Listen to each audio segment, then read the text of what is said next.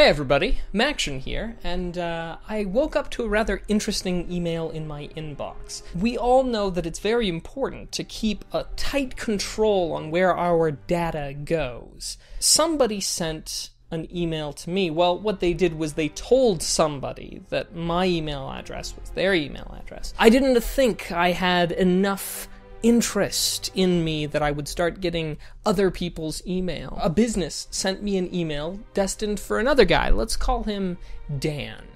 And Dan recently had some new tires put on his car.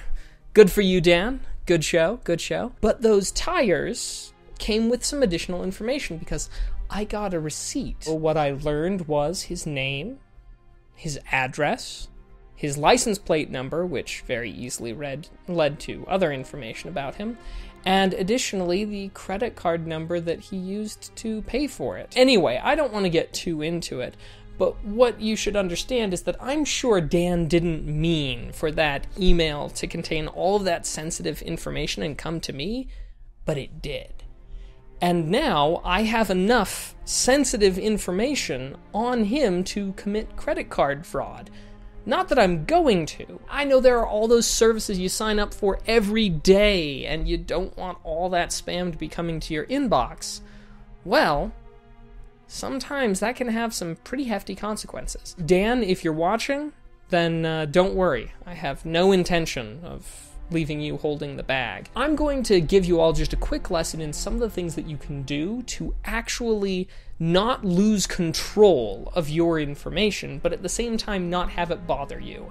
So in Gmail, there are some very useful options. Specifically, did you know that you can put a period anywhere before the @ sign, and it'll still come to your address? So, for example, let's say your name is John Smith, and your email address is normally john.smith@gmail.com, and you do john.s.myth@gmail.com, it'll still come to you.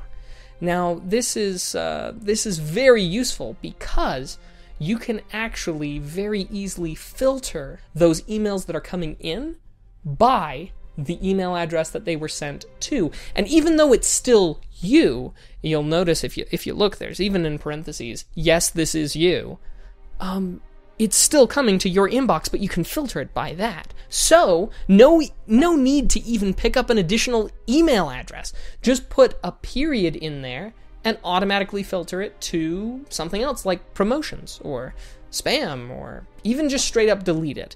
But at least that way you don't have to run the risk of accidentally sending stuff to somebody else's email inbox, what kind of sensitive information it might have. So I created a brand new email address just to demonstrate this, named after my favorite conventions, CES, CTIA, and E3 at gmail.com.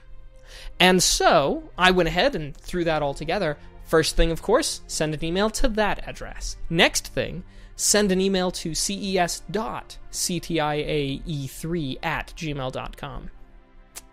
Yep, still went there. But how about cesctia.e3@gmail.com? Well, would you believe me if I said that it went there too?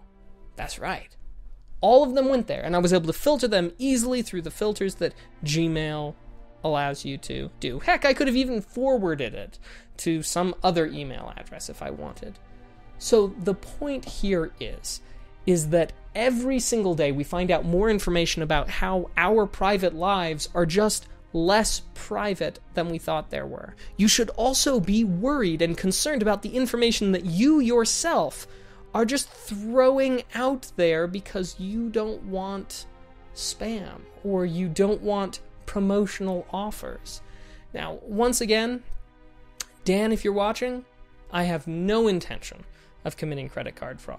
But speaking from somebody whose information got caught up in the whole Home Depot issue, and I spent a little bit of time without really any money at all, thanks to that, I feel very strongly about it and figured that I could pass at least this one suggestion on to you on how you can better keep control of your information and avoid some of these unpleasant happenings.